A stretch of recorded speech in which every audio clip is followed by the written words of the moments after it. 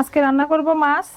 এখানে আছে শিমের বিচি, এখানে আছে সাজনা, এখানে সব পেঁয়াজ রসুন টমেটো ধনেপাতা কাঁচামরিচ, আর এখানে আছে ডাল। ডাল দিয়ে সাজনা রান্না করব। এখন আমি মাছে দিয়ে দিব লবণ হলুদ আর একটু মরিচ। মরিচ দিয়ে দিলাম, এখন দিয়ে দিব লবণ। এখন ভাজি করব।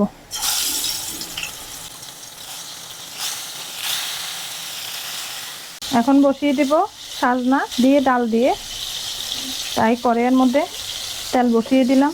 আর এদিকে মাছ ভাজা হচ্ছে। এখন দিয়ে দিব মেথি,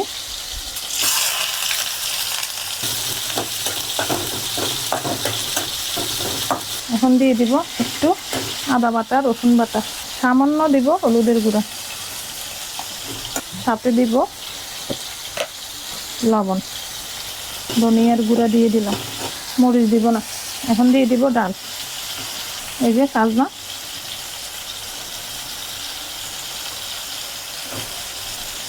ভালো করে একটু কষিয়ে নিব। এক পিঠ হয়ে গেছে, এখন উল্টিয়ে দিব।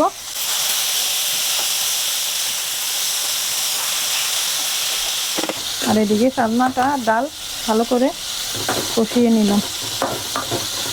এখন ঝোল দিয়ে দিব। মাছ ভাজা শেষ, এখন নামাই ফেলবো।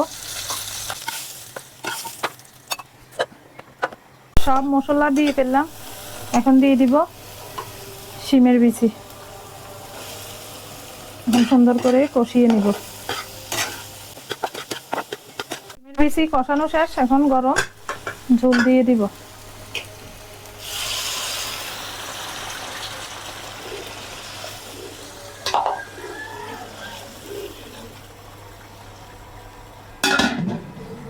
সাজনা আর ডাল রান্না শেষ, এখন মরিচ দিয়ে দিব, কাঁচামরিচ আর ধনিয়া পাতা দিয়ে দিব।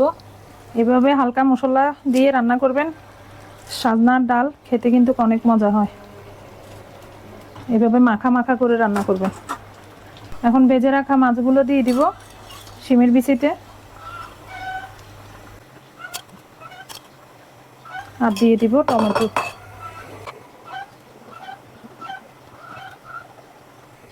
তো শিমের বিচি রান্না শেষ, এখন দিয়ে দিব কাঁচামরিচ আর ধনিয়া পাতা।